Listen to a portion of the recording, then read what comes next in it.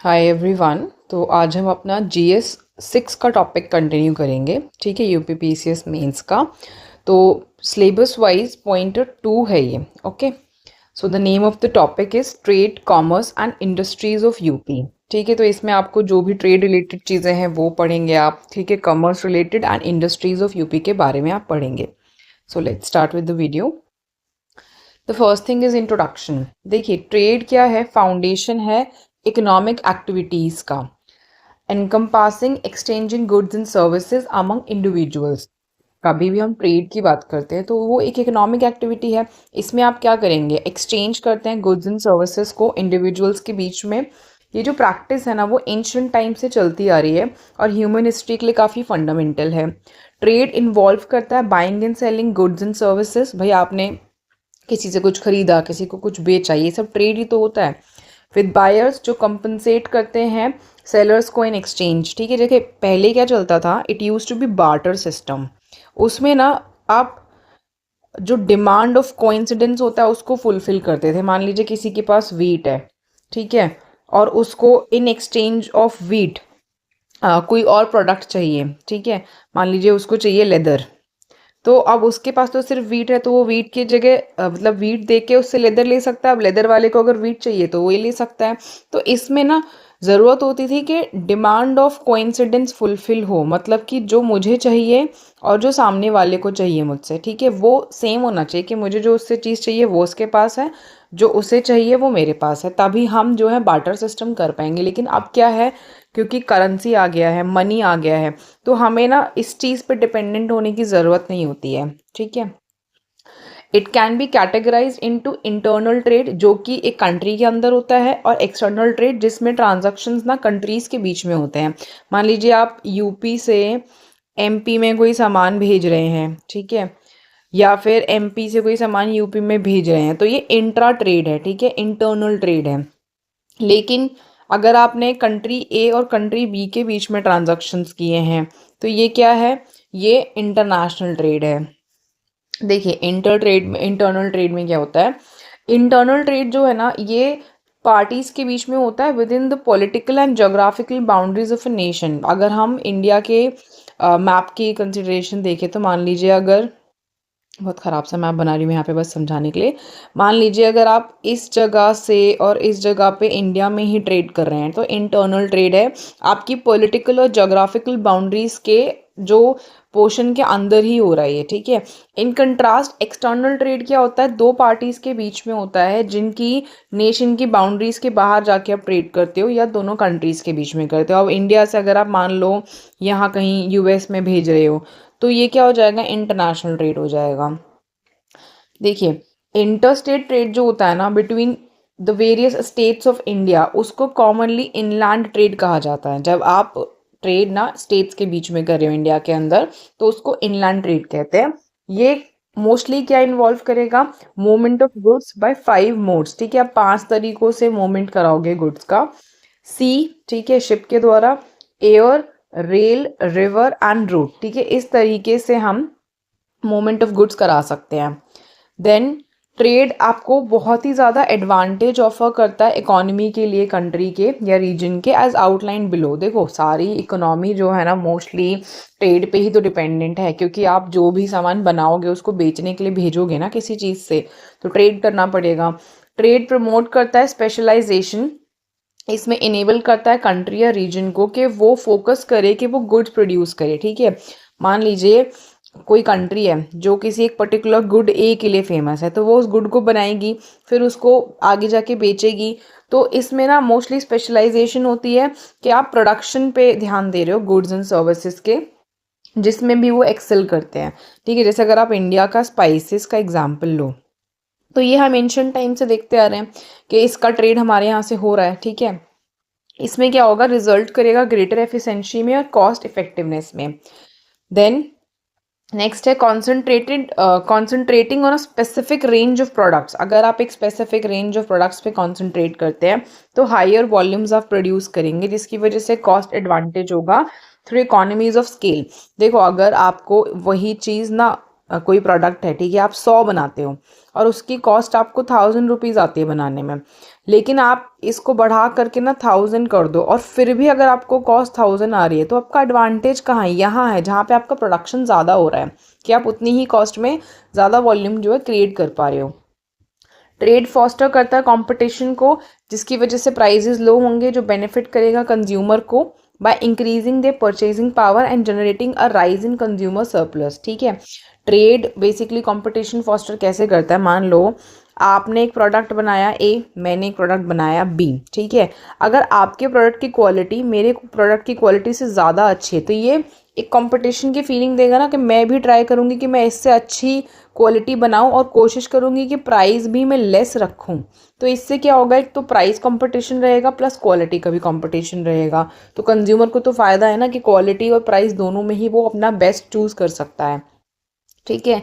तो purchasing power बढ़ जाएगा और राइस जो है होगा कंज्यूमर के सरप्लस में, उसके पास भी ज़्यादा चीज़ें मौजूद हैं खरीदने के लिए। ट्रेड डिसरप्ट करता है मोनोपोलीज को। मोनोपोली क्या होती है? जब कोई एक ही पर्टिकुलर कंपनी है या कोई फैक्ट्री है जो एक ही तरीके की चीज़ बना रही है, मतलब मार्केट में उसका कोई कंपटीटर नहीं है, ठीक है। अगर आप अपने आसपास आईफोन या एप्पल प्रोडक्ट्स का एग्जांपल लो, तो एक तरीके से इनकी ना मोनोपोली चल रही है, ठीक है। इनके हिसाब से मतलब ये अपने प्राइजेस अपने हिसाब से रखते हैं ना, मतलब इनके लिए इतना कंपटीशन नहीं है। आप तो मान के चल सकते हो कि सैमसंग और भी ऐसे ब्रांड्स हैं जो इनको टक्कर दे रहे हैं प्राइस और प्रोडक्ट के मामले में। तो लेकिन अगर आप इससे ऑलमोस्ट 10 साल पहले देखो या 5 to 6 ईयर्स पहले देखो, तो एकदम मोनोपोली जैसा ही मार्केट है इनका। और अभी भी आप बहुत सारे प्रोडक्ट मार्केट में देखोगे जिनकी ना मोनोपोली होती है, ठीक है। तो ये ट्रेड जो होता है ना, मोनोपोली को डिसरप्ट करता है by introducing competition from efficient foreign firms, ठीक है। फॉरेन फर्म्स जो हैं वो compete करेंगे इंडिया के फर्म्स के साथ में, प्रमोट करेंगे मार्केट की एफिशिएंसी को, इन्हांस करेंगे कंज्यूमर के वेलफेयर को। भाई देखो, मार्केट जितना एफिशिएंट होगा ना, कंज्यूमर का वेलफेयर उतना बढ़ेगा, क्योंकि आपके पास ऑप्शन ज़्यादा है परचेज करने के लिए। कंपटीशन ट्रेड में स्टिमुलेट करता है इनोवेशन। जब आप compete कर रहे हो ट्रेड में, तो आप इनोवेट करोगे चीज़ों को, ठीक है। You will find ways to innovate your production. आप डिज़ाइन इनोवेट कर सकते हो, ठीक है, डिज़ाइन या इंक्रीज़ कर सकते हो, बहुत न्यू टेक्नोलॉजीज़ को अडॉप्ट कर सकते हो, रिजल्टिंग इन इम्प्रूव्ड क्वालिटी, जिसमें क्वालिटी में इम्प्रूवमेंट होगा, वाइडर सप्लाई ऑफ गुड्स होगा and services. Additionally, marketing facilitates technology transfer between regions and further enhancing economic development। यहाँ पे क्या होता है कि मार्केटिंग जो होती है ना, वो टेक्नोलॉजी ट्रांसफ़र को फैसिलिटेट करती है रीजन्स के बीच में, जिसकी वजह से इकोनॉमिक डेवलपमेंट और ज़्यादा इन्हांस होता है। भाई अगर मान लो यूएसए के पास कोई टेक्नोलॉजी हो जिससे वो काफ़ी फ़ायदा ले रहे हो, तो हम क्या उनसे वो टेक्नोलॉजी लेने की कोशिश नहीं करेंगे? ऑफकोर्स सी बातें करेंगे, ठीक है। अगर आप अपना स्पेस का ही इनोवेशन देखो आज, तो सारी चीज़ें ऐसी नहीं है जो इंडिया ने खुद करी है, टेक्नोलॉजी ट्रांसफ़र किया है इंडिया ने, और अभी भी आप देखते हो कर रहे होते हैं, हम कोलैबोरेट कर रहे होते हैं कंट्रीज़ के साथ में। तो इसको हम क्या कहते हैं? टेक्नोलॉजी ट्रांसफ़र कहते हैं, ठीक है। ज़रूरत है इस चीज़ की। नेक्स्ट देखिए, ट्रेड इफेक्टिवली इंक्रीज करता है एम्प्लॉयमेंट की अपॉर्चुनिटीज़ को, and being employed is related to being productive and leads to economic development. क्योंकि आपकी देखो ट्रेड जितना ज़्यादा होगा ना, एम्प्लॉयमेंट अपॉर्चुनिटी उतनी ज़्यादा होगी, बिकॉज आपको प्रोडक्शन के लिए इंसान चाहिए, फिर उसको ट्रांसपोर्ट करने के लिए भी लोग चाहिए। और अगर आप एम्प्लॉयड हो तो उससे क्या होगा? वो प्रोडक्टिविटी भी आप मतलब दिखाएगा कंट्री की प्रोडक्टिविटी कितनी ज़्यादा है, एंड इकोनॉमिक डेवलपमेंट होगा उसकी वजह से। देन यहाँ पे मोड दिया है, लैंड ट्रांसपोर्टेशन ना प्राइमरी मेथड होता है गुड्स और सर्विसेज को मूव कराने के लिए। भाई एक जगह से दूसरी जगह सामान भेजना है तो मोस्टली हम लैंड ट्रांसपोर्टेशन यूज़ करते हैं। विद रेलवेज ये सर्व करते हैं as the most dependable mode transport करने के लिए बल्कि गुड्स को अक्रॉस लॉन्ग डिस्टेंसेस। रेलवेज जो होते हैं ना, ये कंस्ट्रक्ट करे गए थे, मतलब ये कंस्ट्रक्ट करते हैं डेडिकेटेड फ्राइट कॉरिडोर्स को, जो इन्हांस करते हैं connectivity between agricultural and manufacturing centres and port cities. कोई एग्रीकल्चरल सेंटर है, कोई मैन्युफैक्चरिंग सेंटर है, कोई पोर्ट सिटी है, उनके बीच में जो कनेक्टिविटी इन्हांस करने का काम है वो रेलवेज करता है। ये कॉरिडोर्स डिज़ाइन करे गए थे एलिवेट करने के लिए कंजेशन को ऑन एग्जिस्टिंग रेलवे ट्रैक्स, ठीक है। ये कॉरिडोर इसलिए बनाए गए थे अगर मान लीजिए यहाँ पे ट्रैक है, यहाँ से क्या है, वो वाली ट्रेन को भी जाना है भाई जो आपके गुड्स कैरी कर रही है, ठीक है, यहाँ से उस ट्रेन को भी जाना है जो पैसेंजर्स कैरी कर रही है, तो कंजेशन बहुत ज़्यादा हो जाएगा ना, मतलब पैसेंजर्स हैव टू वेट, या जो मालगाड़ी होगी उसमें अगर उनको सामान लोड अनलोड करना है तो जितना टाइम जाएगा उसमें नेक्स्ट ट्रेन को वेट करना पड़ेगा। तो इन्होंने क्या किया, कॉरिडोर्स डिज़ाइन किए जो स्पेशली क्या है, गुड्स को कैरी करने के लिए हैं, तो उससे क्या होगा, कंजेशन कम हो जाएगा। एंड ऑफर करेंगे शॉर्टर रूट्स, रिड्यूस करेंगे ट्रांसपोर्टेशन के कॉस्ट को एंड डिलीवरी टाइम को। By developing this congestion free corridors, जो ट्रांसपोर्टेशन है ना गुड्स का, वो और भी एफिशिएंट और कॉस्ट इफेक्टिव हो गया है। ऑफकोर्स से बात है ना, देखो आप जहाँ पे इस ट्रैक की अगर बात करते हो, किसी ए प्लेस को बी प्लेस से ये कनेक्ट करता है, एंड इसका जो भी डिस्टेंस एंड टाइम है उस पे अगर पैसेंजर ट्रेन और गुड्स ट्रेन को साथ में जाना है तो ऑफकोर्स सी बात है, दोनों का ही टाइम इंक्रीज हो रहा है, कॉस्ट इंक्रीज हो रही है, वेट इंक्रीज हो रहा है, मतलब वेटिंग टाइम इंक्रीज हो रहा है, इवन पैसेंजर्स को भी एक तरीके से इनकन्वीनियंस हो रही है। लेकिन अगर आप इनके ट्रैक्स ही अलग कर दो, डेडिकेटेड आपने गुड्स के लिए अलग कर दिया, यहाँ पे आपने पैसेंजर्स के लिए अलग कर दिया, तो दोनों का टाइम एंड कॉस्ट सेव हो जाएगा। ट्रेड डेवलपमेंट इन यूपी कैसे हो रहा है, अब देखिए। डेवलपमेंट ट्रेड का यूपी में लिमिटेड नहीं है सिर्फ इंटरनेशनल ट्रेड तक बिटवीन कंट्रीज, बट ये इंक्लूड करता है substantial trade off commodities with in and between states, ठीक है। तो ये इंटरनेशनल ट्रेड तो करता ही है, स्टेट्स के अंदर और स्टेट्स के साथ भी ट्रेड करता है, ठीक है। इंटर स्टेट ट्रेड जो है ना यूपी में प्राइमरीली किस किस मोड से अकर करता है, rail, road and air transportation, with in the road being the predominant mode of inter state trade. देखिए यहाँ पे सी क्यों नहीं आया, रिवर क्यों नहीं आया, क्योंकि आप देखते हो लैंडलॉक्ड है ना, ठीक है। यूपी जो है इंटरनेशनल बॉर्डर है नेपाल के साथ में, बट बहुत ज़्यादा वाटर बॉडीज़ ऐसे नहीं है जो स्टेट को बहुत कनेक्ट करके रख रहे हो, ठीक है। वाटर बॉडीज़ हैं, बट अगर आप उनको पोर्ट सिटीज़ से कंपेयर करो, ठीक है, तो ऐसा पोर्ट का डेवलपमेंट नहीं है ना इतना ज़्यादा, तो हम मोस्टली रेल, रोड और एयर का मेथड जो है यूज़ करते हैं। State of UP India's most populous state है, इसके पास पोटेंशियल है कि एक मेजर इकोनॉमिक पावर हाउस बन सकता है थ्रू इंटर स्टेट ट्रेड। अब देखिए, एक स्टेट से दूसरे स्टेट में ही अगर ट्रेड करेंगे, पोटेंशियल है इनके पास, तो ये पावर हाउस बन जाएंगे उस चीज़ के। लेवरेजिंग न्यू एमर्जिंग टेक्नोलॉजीज़, अगर आप न्यू टेक्नोलॉजीज़ की बात करो एंड फ्यूचरिस्टिक ट्रेंड्स देखो, तो ये प्रोपेल कर सकता है उत्तर प्रदेश की ग्रोथ को अक्रॉस वेरियस सेक्टर्स। अगर आप टेक्नोलॉजिकल इनोवेशन अच्छे करोगे ना तो इससे ग्रोथ बढ़ेगी यहाँ पे, ठीक है, बहुत सारे सेक्टर्स में। पोजिशनिंग इट एज अ की कंट्रीब्यूटर टू इंडियाज इकोनॉमी, तो इससे क्या होगा, ये इंडिया के इकोनॉमी में बहुत अच्छा कंट्रीब्यूशन करेगा। स्ट्रैटेजिकली लोकेटेड, यूपी शेयर करता है international boundary with Nepal and bordered है बाय सेवरल स्टेट्स, इंक्लूड करता है उत्तराखंड, हिमाचल प्रदेश, हरियाणा, दिल्ली, राजस्थान, मध्य प्रदेश, छत्तीसगढ़, झारखंड एंड बिहार, ठीक है। आपको पता है इंटरनेशनल बॉर्डर इसका नेपाल के साथ है, और स्टेट्स के बॉर्डर आपने यहाँ पे देख लिए। तो अगर आप कभी रीज़न लिखेंगे ना कि क्यों जो है ट्रेड डेवलपमेंट यूपी में इंपॉर्टेंट है, तो आप ये बॉर्डर वाला पॉइंट ज़रूर डालिएगा, ठीक है। मतलब अच्छा आंसर बनेगा कि देखो इंटरनेशनल लिंकेज भी है, इतने सारे स्टेट्स के साथ भी बॉर्डर शेयर करता है।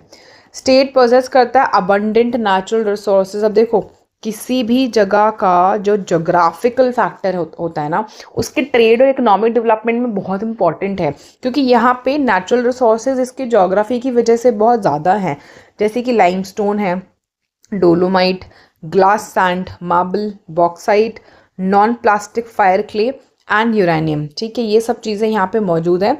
एडिशनली यूपी बेनिफिट करता है from fertile land, river basins and ample water resources.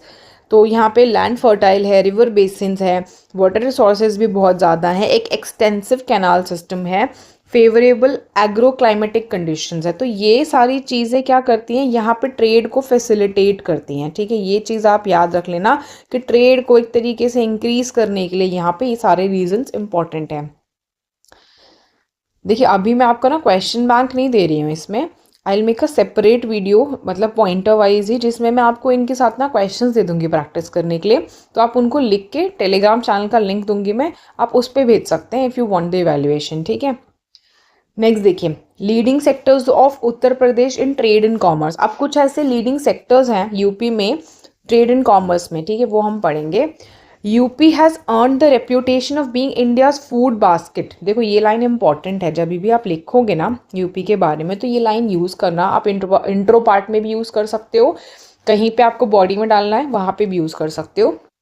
कि इसको रेपुटेशन मिल गया कि फूड बास्केट है due to its prominent role as the country's leading producer of various agricultural commodities. ठीक है, क्योंकि बहुत ही प्रोमिनेंट रोल है कि कंट्री का क्या है, ये लीडिंग प्रोड्यूसर है बहुत सारे एग्रीकल्चरल कमोडिटीज़ में। स्टेट एक्सेल करता है प्रोड्यूस करने में शुगर केन, पॉइंटेड गॉड, बीज, potato, musk melon, watermelon, pumpkin, milk and milk products. ठीक है, ये यूपी का जो भी 2017 का कोई डेटा है वहाँ से इन्होंने कोट किया है। ठीक है, सारा मत याद रखना, 3-4 तो याद रख ही लो कि शुगर केन, मिल्क, पोटैटो। ठीक है, ये सब चीज़ें तो याद रख लो।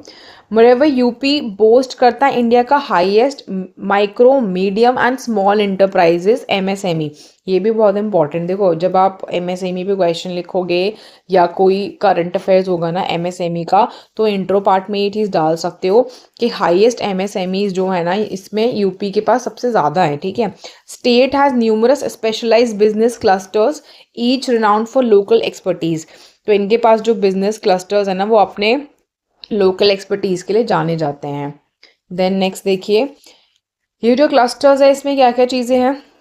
स्पोर्ट आइटम्स, ठीक है, ये मेरठ में, ये स्पेसिफिकली मैं बोलूँगी आप मैप कर लेना, मैप पे ये चीज़ें डाल के याद कर लोगे ना, ईजिली हो जाएगा। ठीक है, ब्रासवेयर मुरादाबाद में, परफ्यूम्स कन्नौज में, लेदर गुड्स कानपुर में, शूज़ आगरा में, एम्ब्रॉयडर्ड साड़ीज़ वाराणसी में, कारपेट मैन्युफैक्चरिंग भदोही में, चिकन वर्क लखनऊ में। ठीक है, ये तो देखो आपको एग्जाम्पल देने के लिए ना पता होना चाहिए कि कौन सी इंडस्ट्री कहाँ पे फ्लरिश कर रही है। एडिशनली यूपी एक मेजर कंट्रीब्यूटर है इंडिया के मैन्युफैक्चरिंग आउटपुट में, जो अकाउंट करते हैं for over 8% of the national manufacturing output. ठीक है, ये उद्योग बंधु ने 2017 में कोई डेटा दिया है उसके हिसाब से। ठीक है, तो ये डेटा देखो ऊपर, तो ये तो आपको याद ही रखना है। ठीक है, यहाँ पे आप प्लेसेस वाइज इसको अरेंज कर लेना। इसके अलावा ये डेटा याद रखना कि 8% कॉन्ट्रीब्यूशन है नेशनल मैन्युफैक्चरिंग के आउटपुट में। ये छोटे छोटे जो डेटा है ना कि कितना कंट्रीब्यूशन है, परसेंटेज वगैरह, ये लिख के रख लो नोट्स में एक जगह, क्योंकि आंसर में जब आपको फैक्ट डालना होगा, डेटा डालना होगा ना, तो ये एनरिचमेंट करेगा आपके आंसर का। State has emerge as a significant electronic hardware export industry player. ठीक है, ये क्या है, एक significant electronic hardware export industry player है। ये की हब बन चुका आईटी के लिए एंड सर्विस सेक्टर्स के लिए। इसमें software development, captive business process outsourcing जिसको हम BPO कहते हैं वो भी आता है, रिसर्च एंड डेवलपमेंट सर्विसेज आती हैं। जो टर्शरी सेक्टर है ना यूपी में, थ्राइव करता है on trade, hospitality, real estate, finance, insurance, transportation, communication and various other services. ठीक है, ये सारी चीज़ों पे थ्राइव करता है। अब देखिए इसमें आपको आगे क्या दिया है। इस क्राइटेरिया के बेसिस पे several leading sectors have been divided. ठीक है, जो एक मेजर रोल प्ले करते हैं trade and commerce of UP में। तो इन्होंने क्या किया है, जो आपने क्राइटेरिया देखा ऊपर, उसके हिसाब से इसका डिवीजन कर दिया है। तो कौन कौन से मेजर जो सेक्टर्स हैं ना यहाँ पे, ठीक है, जिनका रोल है ट्रेड कॉमर्स में, वो क्या है। पहला देखिए, एग्रीकल्चर, हॉर्टिकल्चर एंड सेरिकल्चर। तो ये सब प्राइमरी सेक्टर की एक्टिविटीज़ हैं।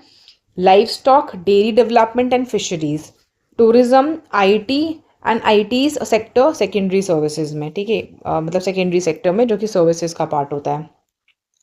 अब यहाँ पे नेक्स्ट, अभी टेबल देखने से पहले हम ये रीड करते हैं। अच्छा, यहाँ पे एक और पॉइंटर है, उसके बाद टेबल रीड करेंगे। देखिए, handloom and handicraft and service sector. Then you have, इसमें आपको एक्सप्लेनेशन दिया है इन पार्ट्स का जो हमने ऊपर रीड किए। एग्रीकल्चर, हॉर्टिकल्चर, सेरिकल्चर में क्या है हमारे पास।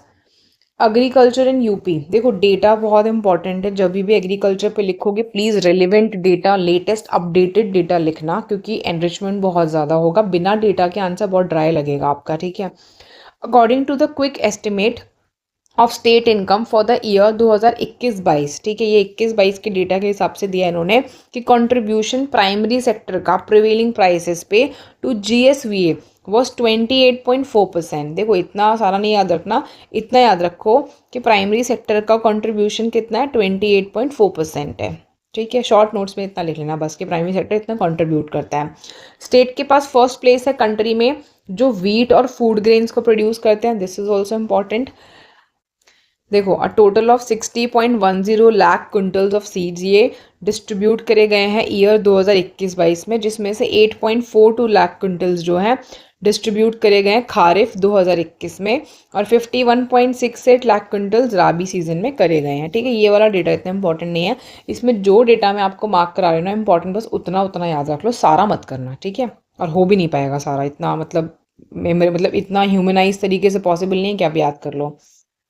देखो फाइनेंशियल ईयर 2021-22 में ना 189.07 लाख वो distributed to 133 farmers under the chief minister's accident assistance scheme. तो ये इसमें प्राइस मत याद रखना इतना कि कितना दिया गया था, बस याद रखना कि हाँ एक स्कीम थी जिसमें पैसे दिए गए थे फार्मर्स को। Under the modernization scheme out of selected 27 new market places of the state. ठीक है, इन्होंने क्या किया था, मॉडर्नाइजेशन स्कीम में 27 जो सिलेक्टेड मार्केट्स थे उनको लिया, उसमें से 26 न्यू मार्केट या मंडीज जो है मॉडर्नाइज कर दी हैं। तो मॉडर्नाइजेशन में देख के चलो बस कि भाई उन्होंने क्या करा है, यहाँ पे जो पुरानी मंडीज है उनका मॉडर्नाइजेशन किया है। वेस्टर्न यूपी जो है has made notable advancement in agriculture compare to other regions. ठीक है, वेस्टर्न यूपी ज़्यादा फ्लरिश कर रहा है एग्रीकल्चर में। स्टेट का जो पॉपुलेशन है वो लार्जली किस पे डिपेंड करता है, फार्मिंग पे, क्योंकि भाई मोस्टली क्या है रूरल इकोनॉमी है इनका, 70% जो लोग हैं वो रूरल जो है एरिया में रहते हैं, तो इकोनॉमी सबसे ज़्यादा डिपेंडेंट फार्मिंग पे ही है। विद मेजर क्रॉप्स क्या क्या इंक्लूड करते हैं, wheat, rice, pulses, oil seeds and potatoes. ठीक है, नेक्स्ट देखिए शुगर केन यहाँ पे क्रूशल कैश क्रॉप है in Uttar Pradesh. Do you know cash crops क्या होते हैं, please put in the comment section if you know. ठीक है, गवर्नमेंट ऑफ यूपी ये इम्प्लीमेंट करते हैं बहुत सारे स्कीम्स फ्रूट्स के लिए, वेजिटेबल्स के लिए, flowers, spices, medicinal and aromatic plants के लिए, अलॉन्ग विद अदर एक्टिविटीज़ जैसे कि बी कीपिंग, ठीक है, mushroom production, food processing and betel vine cultivation. इन सब चीज़ों के लिए यूपी जो है स्कीम निकालता है। ठीक है, फाइनेंशियल ईयर 2022-23 में नवंबर 2022 के हिसाब से as a result of regular review curve करने के लिए टैक्स एवेशन को जो टोटल इनकम है ना मार्केट कमिटीज़ का वो 972.12 करोड़ था, जो कि which is 610.49 crore more than last year. ठीक है, ये डेटा लास्ट वाला इतना इंपॉर्टेंट नहीं है। अब देखो यहाँ पे टेबल दिया है, अब ये टेबल आपसे क्या क्या आपको चीज़ें बता रहा है वो देखो। Contribution and growth rate primary sectors का ग्रॉस स्टेट वैल्यू एडेड जो है उसके हिसाब से एट कांस्टेंट प्राइसेस। ठीक है, अब जीएसवीए के हिसाब से आपको इन्होंने कंट्रीब्यूशन दिया है प्राइमरी आपके सेक्टर का। ठीक है, अब देखो इसमें ना 2011-12 से लेके 20-21 तक का डेटा इन्होंने कोट किया है। आप बस परसेंटेज ट्रेंड देखो, सारे आंसर्स मत याद करो, ये तो बिल्कुल ही मत याद करना। ठीक है, दिस इज नॉट इम्पॉर्टेंट।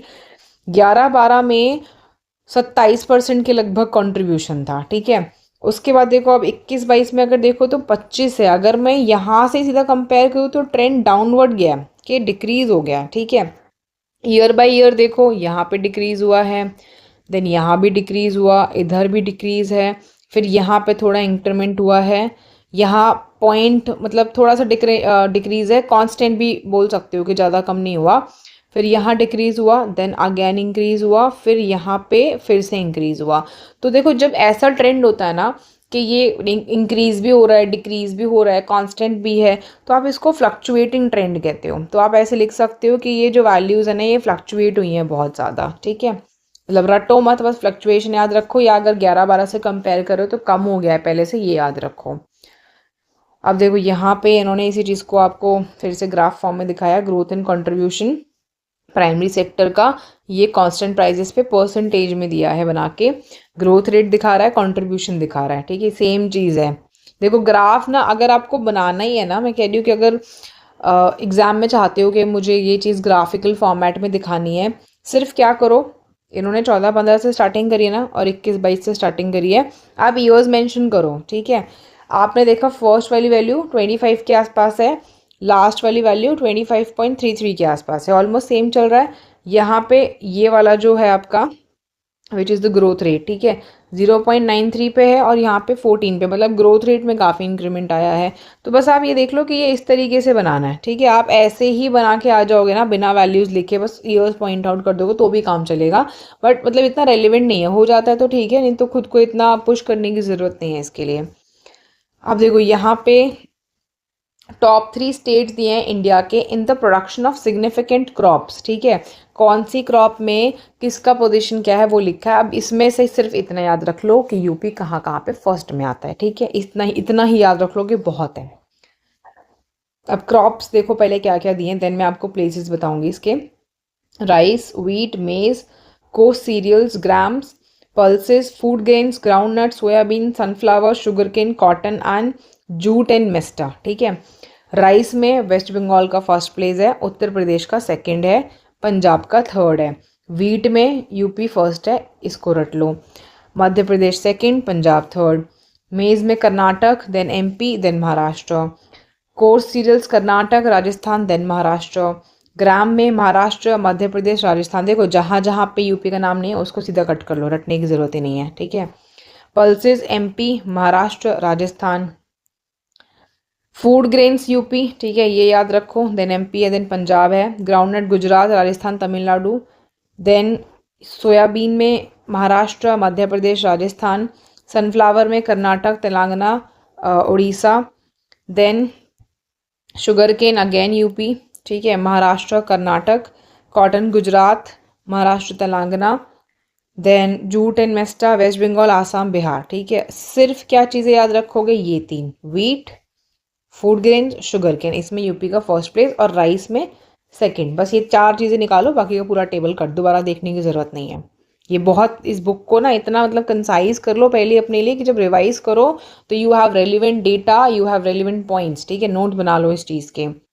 देखो comparative status of productivity of major crops in the state for the year 2021 से 2023, ठीक है। अब यहाँ पे ना कंपेयर करके बताया है उन्होंने। अब देखो कंपैरिजन कैसे है 2 साल का, पहले 21 से 22 का डेटा है, फिर 22 से 23 का डेटा है। राइस में देखो 26.8 था, 26.88 है, सेम चल रहा है। वीट में 37.3 था, 38.6 हो गया, थोड़ा सा इंक्रीमेंट है। पल्सेस में भी स्लाइट इम्प्रूवमेंट हुआ है, 10.8 से 11.2 पहुंच गया है। फूड क्रॉप्स बहुत स्लाइट इम्प्रूवमेंट है, 29.5 से 29.8। ऑयल सीड्स 10.2 से 11.39, तो बहुत मार्जिनल सा इम्प्रूवमेंट है। बस ये ध्यान रखो सब में ऑलमोस्ट इंक्रीज ही हुआ है, ठीक है, कम नहीं हुआ है कुछ भी। अब यहाँ पे देखो सिलेक्शन ऑफ फोकस क्रॉप्स कैसे हम कर सकते हैं। सेक्टोरल एनालिसिस जो है फॉलोड करा गया था by consultations with the government of UP and ADB during a meeting on 26 March 2019। तो इन्होंने क्या किया, सेक्टर वाइज ना एनालिसिस किया और कंसल्टेशन किया यूपी के गवर्नमेंट के साथ में और एडीबी के साथ में।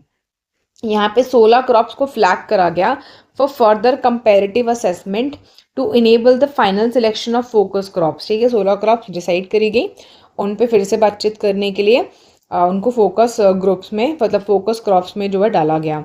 High value and high volume crops identified were. अब इन्होंने देखा कि कोई क्रॉप है जो हाई वैल्यू की है या हाई वॉल्यूम की है, उसको आइडेंटिफाई किया। तो उसमें से क्या क्या आया, पहले पल्सेज आई, तूर, उड़द, मूंग, ग्राम, लेंटिल, ठीक है, मसूर जिसको कहते हैं। ऑयल सीड्स में mustard, groundnut, Sejm.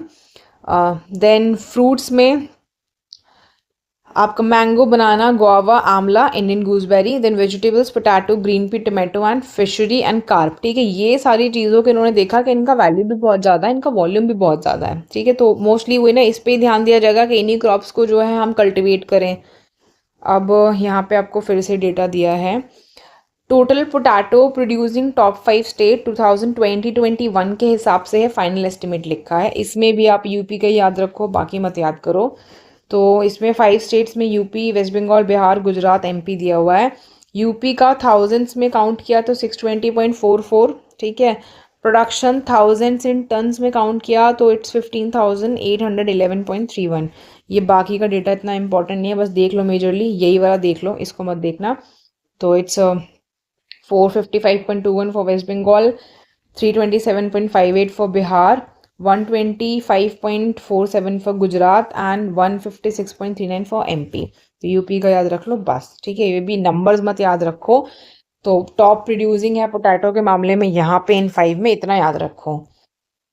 Next you have ई नाम का स्कीम। देखो एग्रीकल्चर पे क्वेश्चन लिखते टाइम स्कीम्स बहुत इंपॉर्टेंट है। जो भी रेलिवेंट स्कीम उस टाइम पे चाहे स्टेट गवर्नमेंट की, नेशनल गवर्नमेंट की, जो भी चल रही है ना, please quote it in the answer, क्योंकि उससे क्या होगा, द एग्जामिनर वुड नो कि कैंडिडेट को ये पता है कि रिसेंटली एग्रीकल्चर के इनिशिएटिव्स क्या चल रहे हैं। अदरवाइज आप सिंपल बस थ्योरेटिकल आंसर लिख दोगे, कोई जनरल नॉलेज बस आपने भर दी उसमें, अपनी करंट अफेयर्स का कुछ नहीं दिखाया, तो टीचर को लगेगा आप रोट लर्न किए हैं, पॉइंट्स उतना ही लिख दिया लाके। ठीक है, you have to show that you are aware about the current initiatives. ठीक है, देखो, नेशनल एग्रीकल्चरल मार्केट जिसको ई नैम स्कीम कहा जाता है, within the framework of the national agricultural market जिसको ई नैम स्कीम कहते हैं, the state has implemented assaying and commercial classification activities in 125 e NAM mandis या सेंटर्स। ठीक है, तो स्टेट गवर्नमेंट ने क्या करा है, कमर्शियल क्लासिफिकेशन एक्टिविटीज़ जो है उनको इम्प्लीमेंट करा है। और फाइनेंशियल ईयर 2020-21 में करीब कितना 181,939.48, ठीक है, मेट्रिक टन्स होगा ये, of agricultural produce underwent essaying followed by 206,405.00 MT in the financial year 2021-22। तो डेटा इतना रेलिवेंट नहीं है, इतना डेटा नहीं याद कर पाओगे, सिर्फ ये 125 तक याद रखो। ठीक है, then additionally as of December in the financial year 2022-23, 48,019.59 MT of agricultural produce has been assayed under this program. So data is not important, इतना याद रखो, assaying and commercial classification यहाँ पे हो रहा है। अब देखो मार्केटिंग इंटेलिजेंस के बारे में क्या बताया गया है। State has implemented a marketing information system जिसको एगमार्कनेट कहा जाता है। ठीक है, क्या कहते हैं, एगमार्कनेट। क्या है ये, स्टेट का एक इंफॉर्मेशन सिस्टम है। ठीक है, through collaboration with the government of India, as part of this system 257 mandis and one computer have been installed in the states directorates. ठीक है, तो 257 मंडीज जो है ना उनको और एक कंप्यूटर को इंस्टॉल करा डायरेक्टरेट में। Regular updates regarding market prices and arrivals of agricultural commodities are sent to the government of India's website. तो यहाँ पे क्या करेंगे, जो भी अपडेट होगा कि मार्केट के प्राइसेस क्या चल रहे हैं, ठीक है, एग्रीकल्चरल कमोडिटीज़ कौन सी आई हैं मार्केट में, वो गवर्नमेंट ऑफ इंडिया की वेबसाइट पर जाएगा। ठीक है, जो इन्होंने यहाँ पे लिखी हुई है वेबसाइट, थ्रू कंप्यूटर्स जो लोकेट करे गए हैं मेजर एग्रीकल्चरल मार्केट्स में। सेम इंफॉर्मेशन अवेलेबल होगी डायरेक्टरेट के वेबसाइट पे और in the mobile app UP Mandi Bhav. ठीक है, वहाँ पे सब लिखा गया होगा। देन ये इंश्योर करेगा इजी एक्सेस हो मार्केट इंटेलिजेंस के लिए, मतलब बेसिकली देखो फार्मर जो है वो इजीली देख पाएगा कि मार्केट इंटेलिजेंस के बारे में जान पाएगा क्या प्राइस है, कौन सा क्रॉप आया है वहाँ पे, for farmers and stakeholders in the agricultural sector. देखो अब ये सारा प्रोसेस ना आपको पढ़ने में बहुत अच्छा लग रहा होगा कि ऑनलाइन है सारा प्रोसेस, फार्मर भी देख सकता है, स्टेक होल्डर्स भी देख सकते हैं, इजी टू एक्सेस है, सारा इन्फॉर्मेशन अवेलेबल है। बट आपको पता है इसमें लूप होल्स कहाँ लाए करते हैं, या लूप होल ना बोलूँ तो शॉर्ट कमिंग्स कहाँ है, लिमिटेशंस कहाँ है, फार्मर की डिजिटल लिटरेसी पे।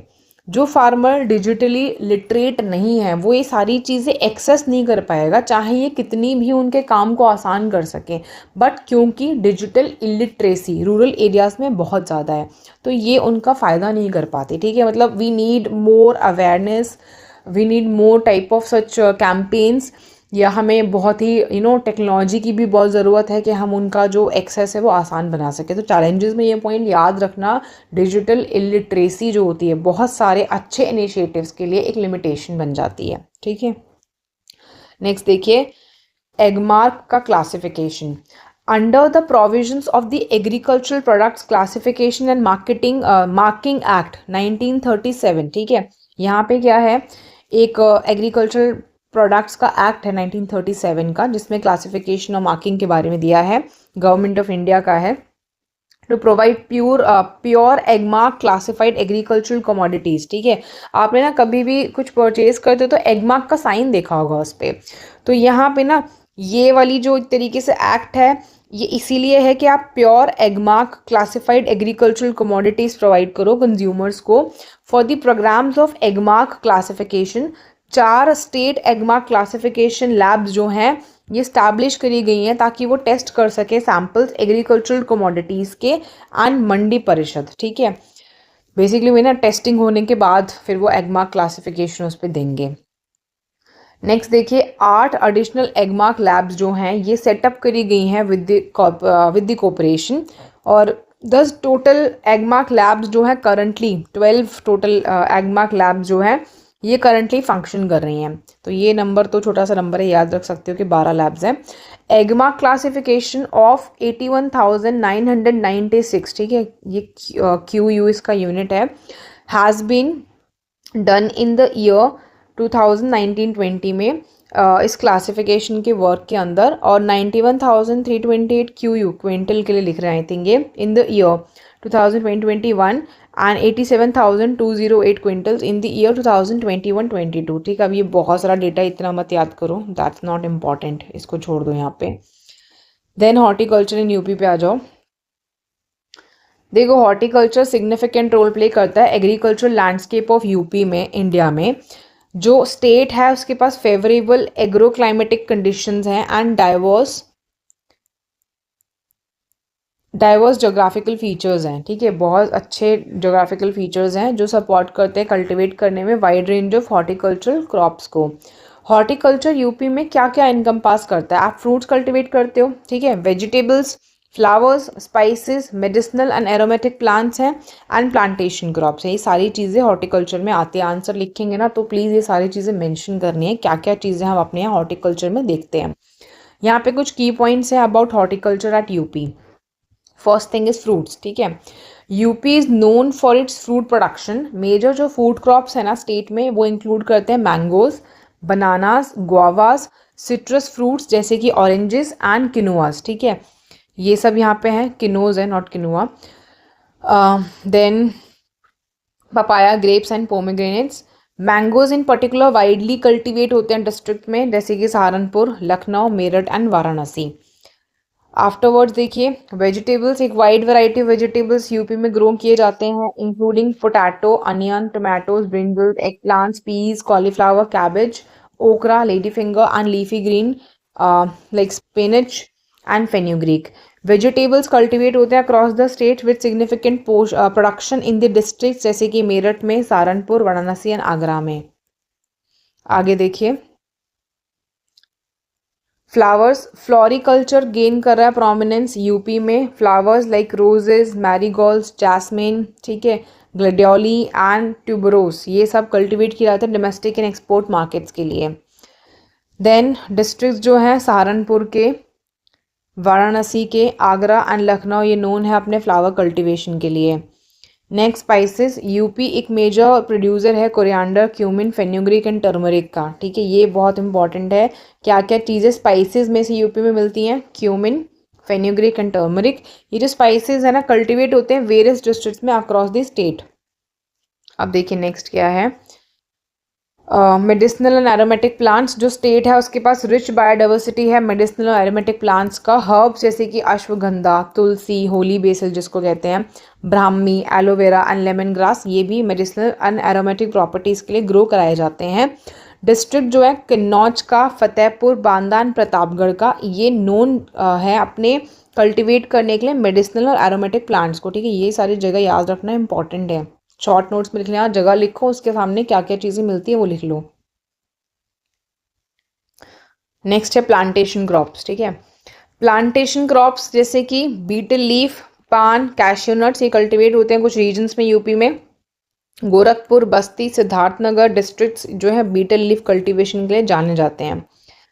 नेक्स्ट देखिए यूपी की जो गवर्नमेंट है उसने बहुत सारे इनिशिएटिव्स लिए कि वो हॉर्टिकल्चर को उत्तर प्रदेश में प्रमोट करे।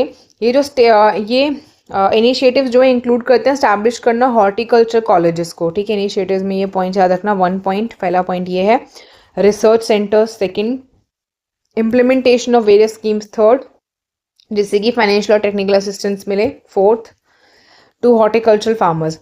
गवर्नमेंट फोकस करता है डेवलप करने पे मार्केट के लिंकेज को। ठीक है, अगेन फर्स्ट पॉइंट इम्प्रूव करने पे पोस्ट हार्वेस्ट इंफ्रास्ट्रक्चर को, प्रमोट करने पे एग्रो प्रोसेसिंग इंडस्ट्रीज़ को जो कि हॉर्टिकल्चरल क्रॉप से रिलेटेड हैं।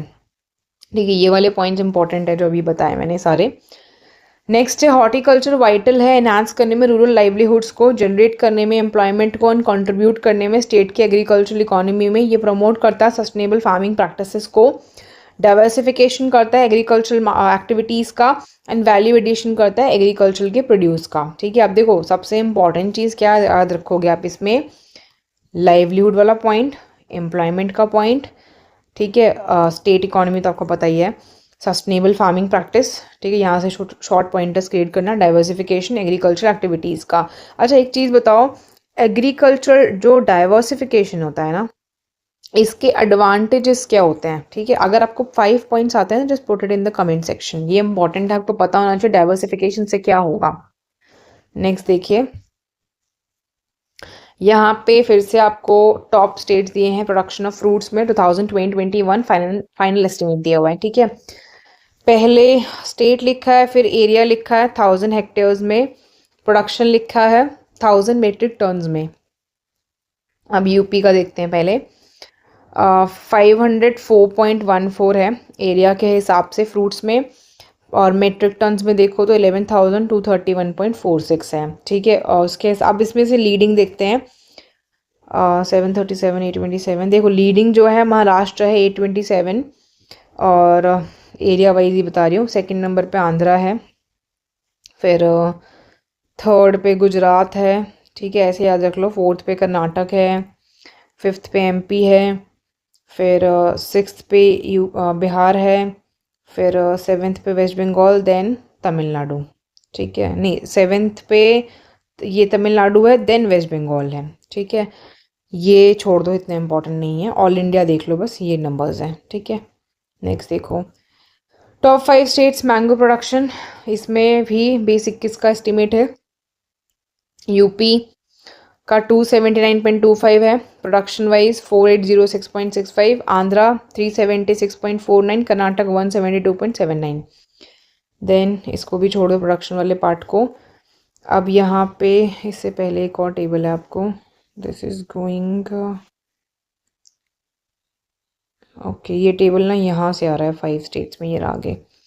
बिहार का 160.24, यहाँ पे 1549.97, तेलंगाना 142.2, ठीक है sorry 124.2।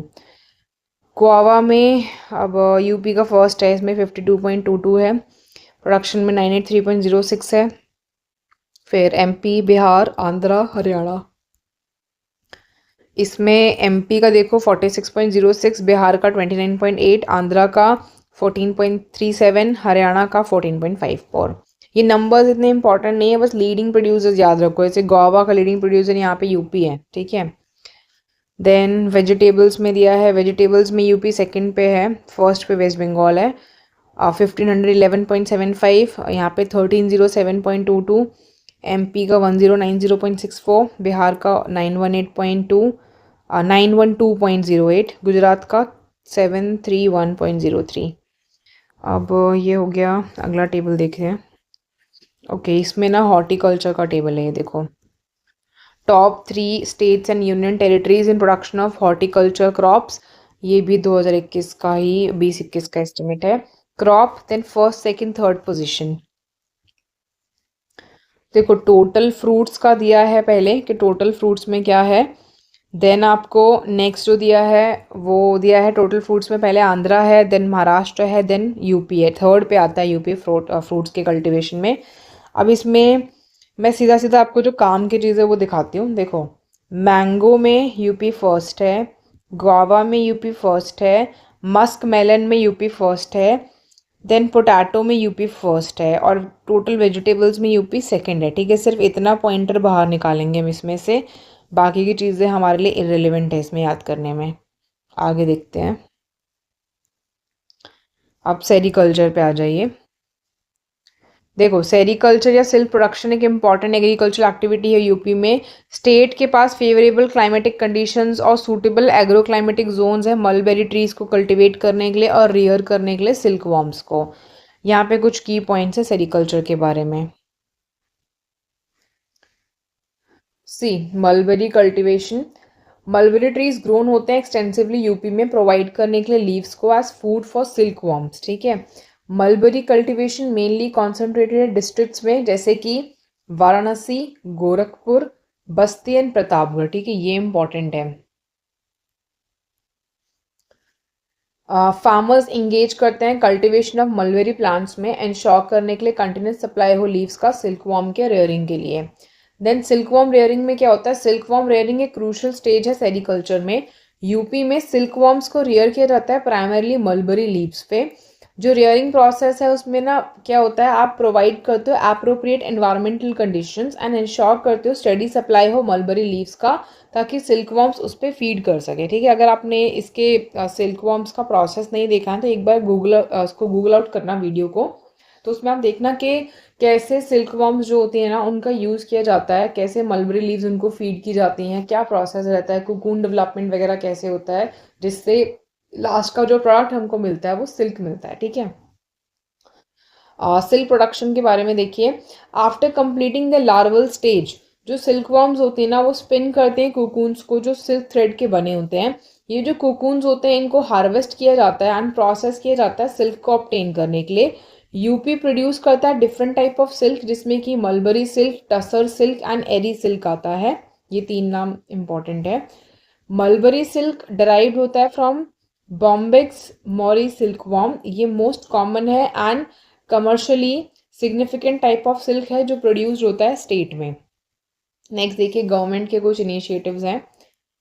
The government of Uttar Pradesh has implemented various initiatives, promote करने के लिए सेरिकल्चर को स्टेट में। जो इनिशिएटिव्स हैं इसमें क्या है, डिस्ट्रीब्यूट करना इम्प्रूव मलबरी जो है वेराइटीज़ को, ट्रेनिंग प्रोवाइड करना, टेक्निकल असिस्टेंस देना फार्मर्स को, ऑफर करना financial assistance through subsidies and loans for sericulture related activities. ठीक है, यहाँ पे ये क्या करेंगे, जो भी फाइनेंशियल असिस्टेंस चाहिए होगी सब्सिडीज़ के फॉर्म में या लोन्स चाहिए होंगे वो यहाँ पे प्रोवाइड करेंगे।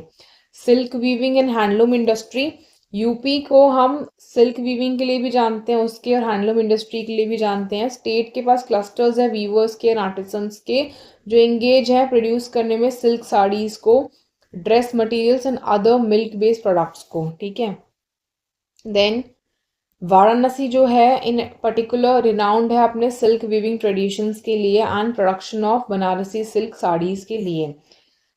एम्प्लॉयमेंट एंड लाइवलीहुड की बात करते हैं। सेरिकल्चर लाइवलीहुड अपॉर्चुनिटी प्रोवाइड करता है बहुत सारे लोगों को यूपी में, इंक्लूडिंग फार्मर्स जो मलबरी कल्टीवेशन में एंगेज्ड है, silkworm rearers, silk reelers, weavers and artisans जो कि इन्वॉल्व है सिल्क बेस्ड प्रोडक्ट मैन्युफैक्चरिंग में। It contributes to rural employment and income generation particularly silk producing regions में। देन एक्सपोर्ट पोटेंशियल देखिए इसका क्या है। यूपी के जो सिल्क के प्रोडक्ट्स हैं ना, स्पेशली बनारसी सिल्क साड़ीज़, इनका स्ट्रॉन्ग डोमेस्टिक और इंटरनेशनल डिमांड है। स्टेट जो है एक्टिवली पार्टिसिपेट करता है सिल्क के एग्जीबिशंस में और ट्रेड फेयर्स में, ताकि वो प्रमोट कर सके सिल्क के प्रोडक्ट्स को, एक्सप्लोर कर सके एक्सपोर्ट अपॉर्चुनिटीज़ को। सेरिकल्चर देखो काफ़ी वाइटल है, बहुत ही वाइटल रोल प्ले करता है रूरल डेवलपमेंट में, women empowerment and income generation में यूपी में। अब देखो एक क्वेश्चन मैं आपसे पूछती हूँ यहाँ पे, आई थिंक आपको आंसर पता होगा। सेरिकल्चर में ना विमेन का एम्पावरमेंट कैसे हो रहा है, डू यू नो कि विमेन किस तरीके से यहाँ पे एंगेज्ड है जिससे कि विमेन एम्पावरमेंट होता है। आप देखना मोस्टली जो वर्कर्स होते हैं ना यहाँ पे, उसमें विमेन एम्प्लॉयड होती है। ठीक है, जो सिल्क प्रोडक्शन यहाँ पे हो रहा है ना उसके प्रोसेस को आगे करने के लिए, काम आगे बढ़ाने के लिए सबसे ज़्यादा विमेन का यूज़ होता है। क्यों? Because they have smooth hands. ठीक है, बहुत ही सॉफ्ट हैंड्स है जिससे कि वो सिल्क थ्रेड्स को जो है ना जब प्रोसेसिंग हो रही है तो उसको मतलब रेयरिंग जब होती है उसमें काम कर सकती हैं, तो डैमेज नहीं होगा वो। ठीक है, सेम आप देखोगे कॉटन कल्टीवेशन में भी होता है कि विमेन वहाँ पे बहुत ज़्यादा एम्प्लॉयड होती है, यहाँ पे भी यही चीज़ होती है। ठीक है, तो इनकम जनरेशन भी हो रहा है यूपी में। गवर्नमेंट का सपोर्ट एंड इनिशिएटिव एम करता है स्ट्रेंथन करने के लिए सेरिकल्चर के सेक्टर को, इम्प्रूव करता है सिल्क की क्वालिटी को, इन्हांस करता है प्रोडक्टिविटी को, एक सस्टेनेबल और कॉम्पिटिटिव सिल्क इंडस्ट्री हमारे स्टेट में बनाता है। नेक्स्ट देखिए यहाँ पे फिर से आपको टॉप 5 सिल्क प्रोड्यूसिंग स्टेट्स दिए हुए हैं। झारखंड 1051 मेट्रिक टन्स, ठीक है, छत्तीसगढ़ 217, उड़ीसा 102, बिहार 41, यूपी 24। तो इसमें तो देखो टॉप 5 में ना नीचे ही आ रहा है यूपी का प्रोडक्शन जो है, झारखंड, छत्तीसगढ़, उड़ीसा, बिहार, ये चार सबसे ऊपर हैं। ऑल इंडिया का कितना है 1466। ठीक है, अब ये टसर सिल्क का था। टॉप 5 एरी सिल्क में क्या है, आसाम एंड बोडोलैंड 546465, मेघालय 1138, मणिपुर 323, नागालैंड 310, अरुणाचल और उत्तर प्रदेश क्लैश कर रहा है 50 है। इन दोनों में से मतलब दोनों का बराबर है और ये कम पे है, ठीक है। अब ये लाइफ स्टॉक हम नेक्स्ट वीडियो में कंप्लीट करेंगे क्योंकि इसमें हमें बहुत सारी चीज़ें करनी है, तो हम 2 सेशंस में डिवाइड करके इस चैप्टर को कंप्लीट करेंगे। तो नेक्स्ट पार्ट में कंटिन्यू करते हैं। Thanks for watching.